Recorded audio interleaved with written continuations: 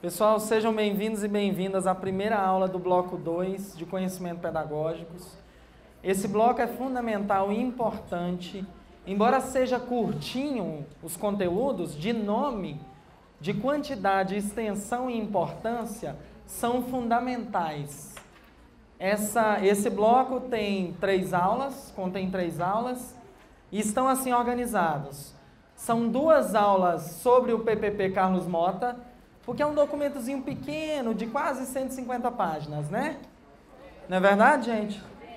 E a terceira aula desse bloco é uma outra aula importantíssima sobre fundamentos legais da educação especial, correto? Beleza? Então, eu vou me apresentar rapidamente e nós vamos já ao que interessa. Vou falar do material que eu produzi para vocês, vou explicar a dinâmica da aula, ok? Meu desejo é que seja uma noite bem proveitosa, que nós possamos aqui, apesar da quantidade de pessoas aqui, que consigamos dialogar sobre o conteúdo, sobre o assunto, que não fique nenhuma dúvida. Vocês viram aí que pela concorrência desse concurso, é um detalhe, é uma vírgula, é uma teoria, é um entendimento que vai fazer toda a diferença, certo? Ok?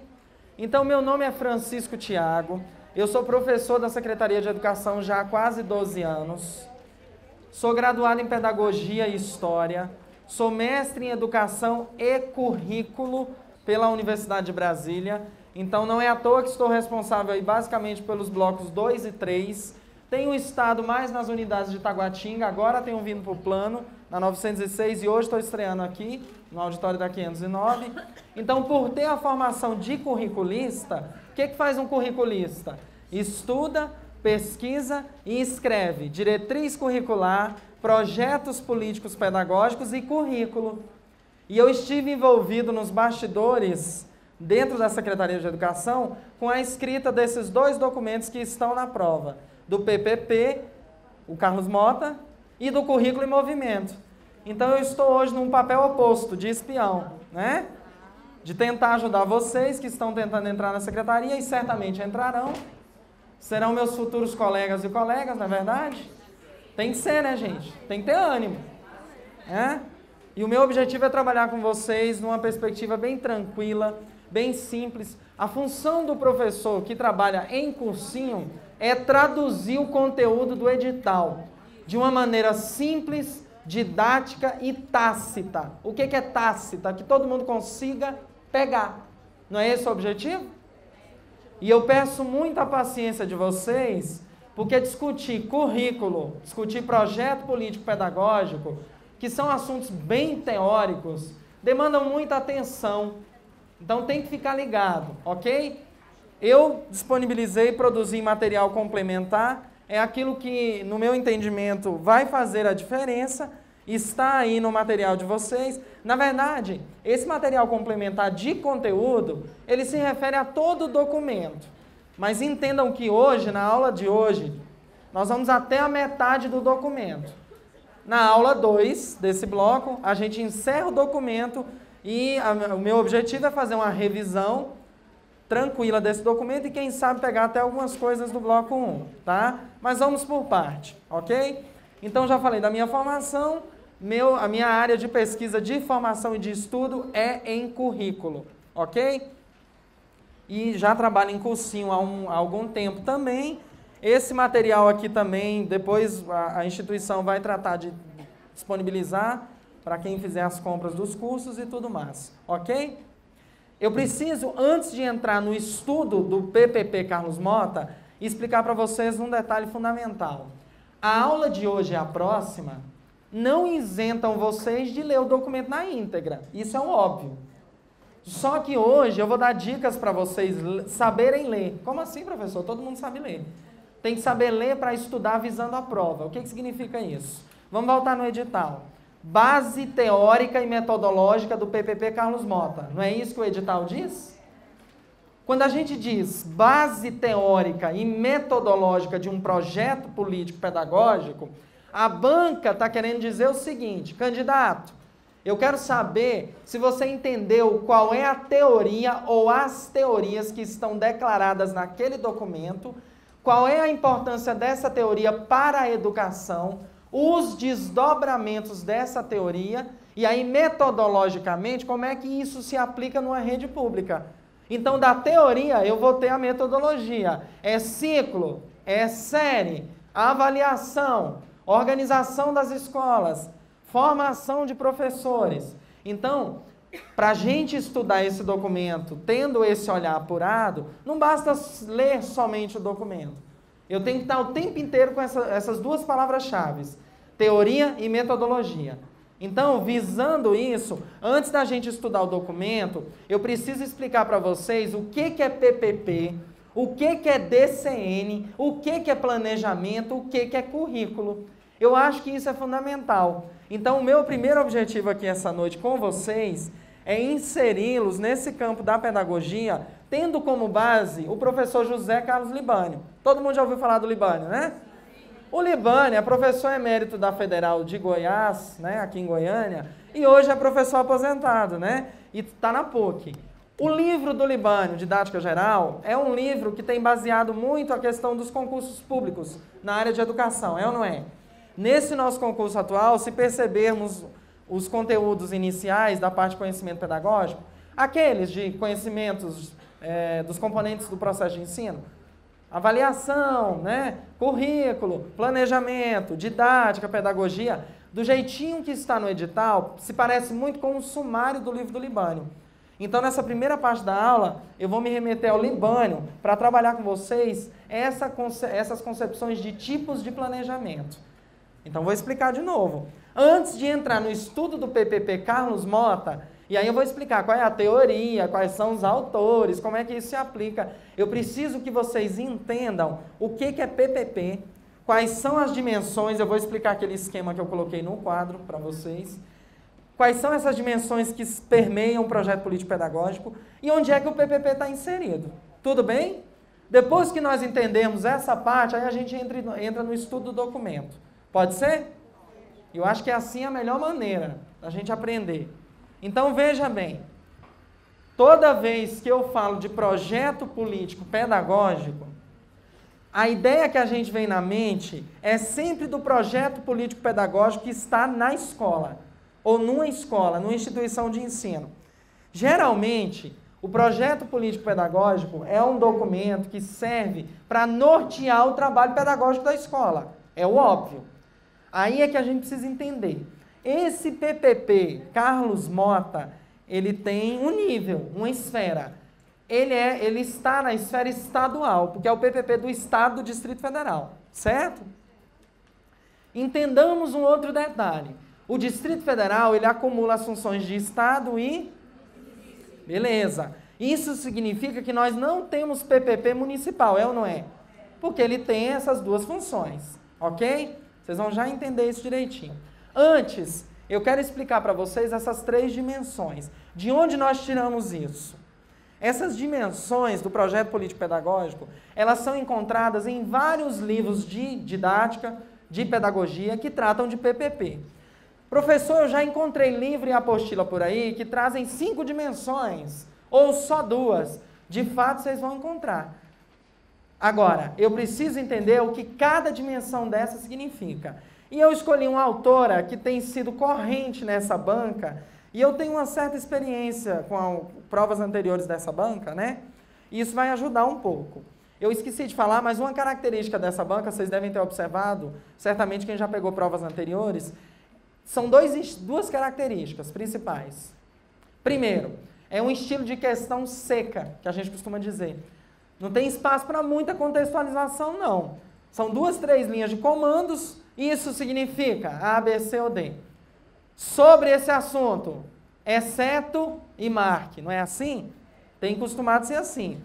Outro aspecto fundamental, e isso vocês têm que ficar ligados, para inclusive cobrar dos professores, aqui e por aí onde vocês estiverem, vendo aulões em outros espaços, que é, hoje vocês vão ter até um excesso disso. Me perdoe já se eu exagerei, mas é o cuidado, é zelo.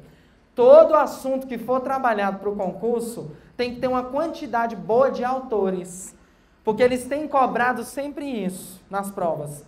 Sobre avaliação, Hernandes diz isso.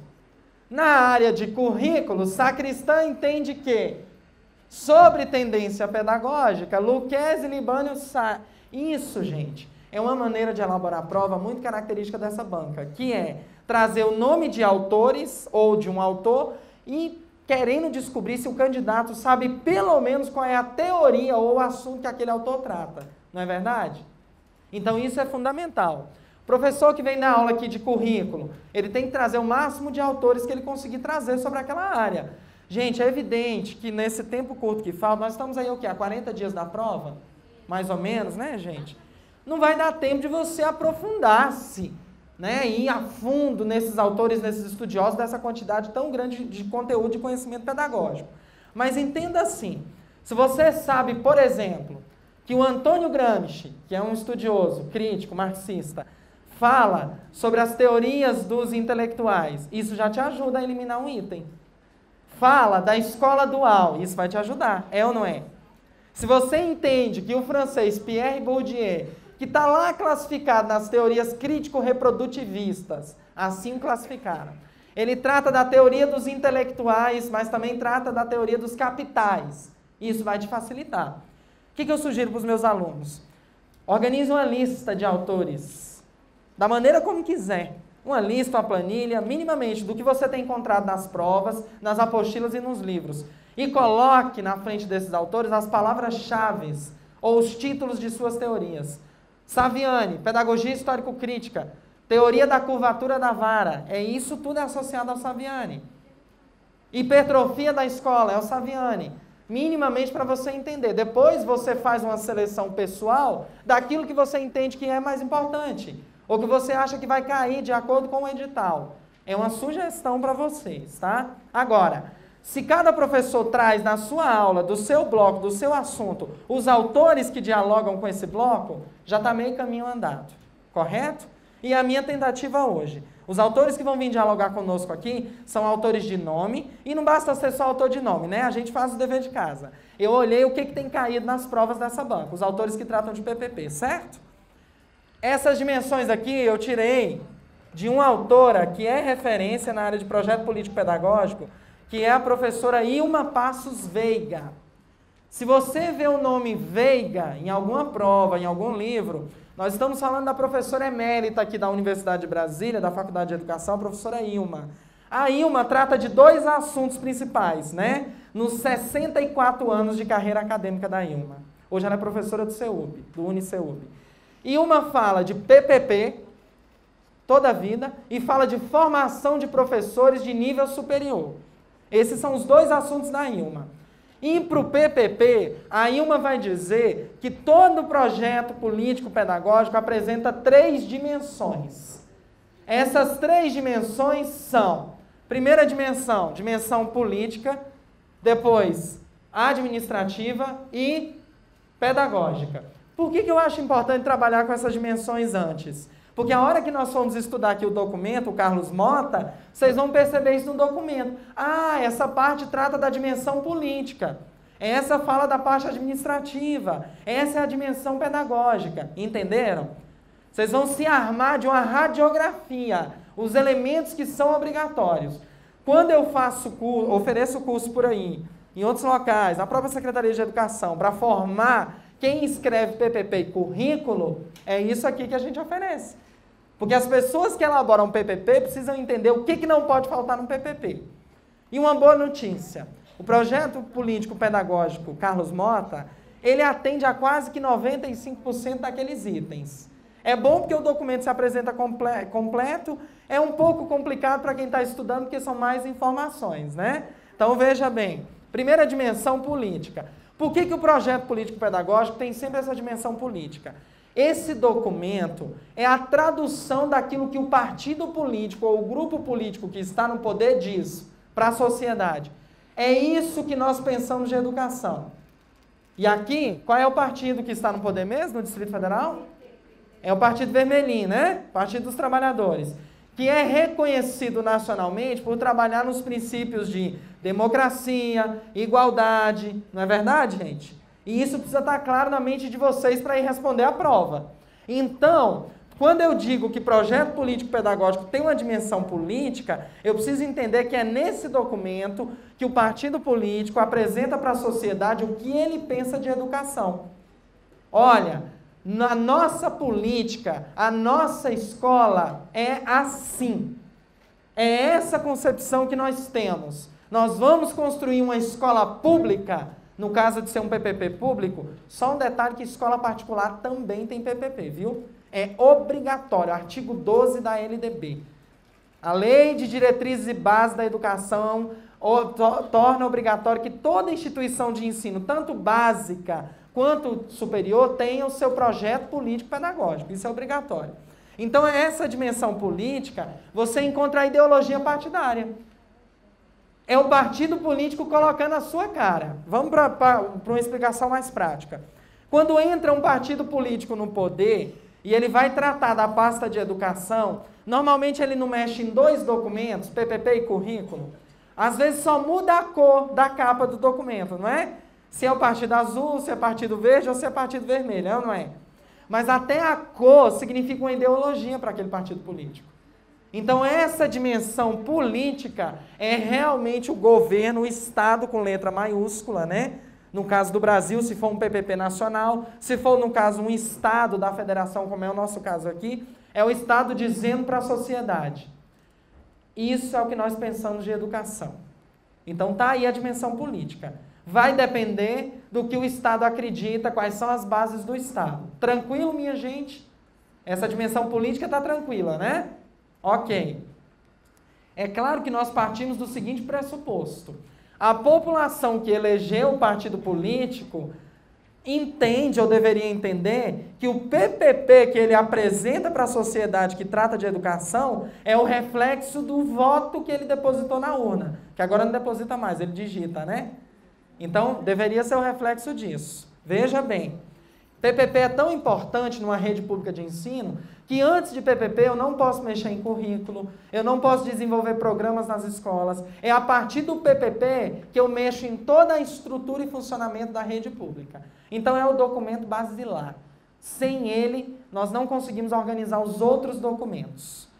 Estou indo muito rápido ou está tranquilo? Bacana?